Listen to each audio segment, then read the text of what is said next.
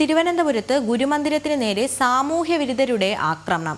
Vellarada കരിക്കാമൻകോട് 2943 number ശാഖാ മന്ദിരത്തിന് നേരെയാണ് ബൈക്കിലെത്തിയ സംഘം ആക്രമണം നടത്തിയത്. കഴിഞ്ഞ ദിവസം രാത്രിയായിരുന്നു സംഭവം. വിവരങ്ങളുമായി അഖിൽ ചേരുന്നു. അഖിൽ, എന്തൊക്കെയാണ് വിവരങ്ങൾ?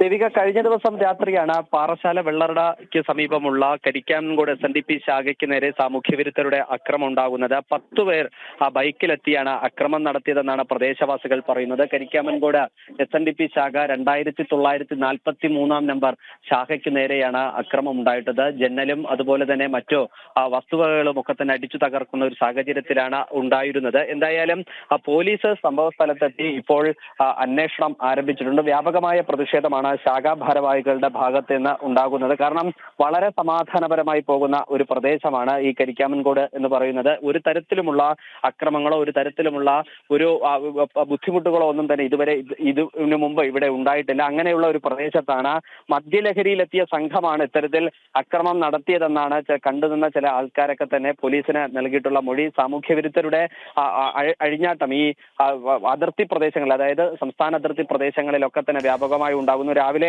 ഞാൻ തന്നെ ഒരു വാർത്ത റിപ്പോർട്ട് ചെയ്തിരുന്നതാണ്. കാരക്കോണത്തിന് സമീപം ഒരു ഗ്രഹനാഥനെ മദ്യലഹരിയിൽ ഉണ്ടായിരുന്ന സംഘം വെട്ടി പരിക്കേൽപ്പിച്ചു എന്നുള്ള തരത്തിൽ. ഇപ്പോൾ അതിന് തുടർച്ച എന്ന തരത്തിൽ തന്നെയാണ് ഇപ്പോൾ ഗുരുമന്ദിരത്തിന്. ഇപ്പോൾ Neyyattinkara SNDP union secretary Avani Sreekanthan നമ്മളോടൊപ്പം ചേരുന്നു.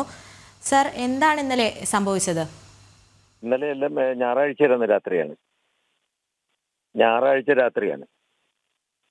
ഹലോ, അത് രാത്രി 9:10 മണിക്ക് ശേഷം വന്ന് ജനൽ ഗ്ലാസുകളെല്ലാം അടിച്ചു പൊട്ടിച്ചു, കതവിനെയെല്ലാം അടിച്ചു പൊട്ടിക്കാൻ ശ്രമിച്ചു. അതിനകത്ത് ആളുകൾ വന്നപ്പോൾ ഒരു കടന്നു കളഞ്ഞു.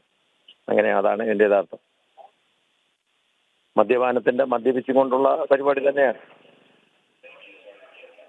മുൻപ് ഇത്തരത്തിലുള്ള സംഭവങ്ങൾ എന്തെങ്കിലും പ്രദേശത്തുണ്ടായിട്ടുണ്ടോ? ഇവിടെ ഉണ്ടായിട്ടില്ല. അഖിൽ, തുടരാം.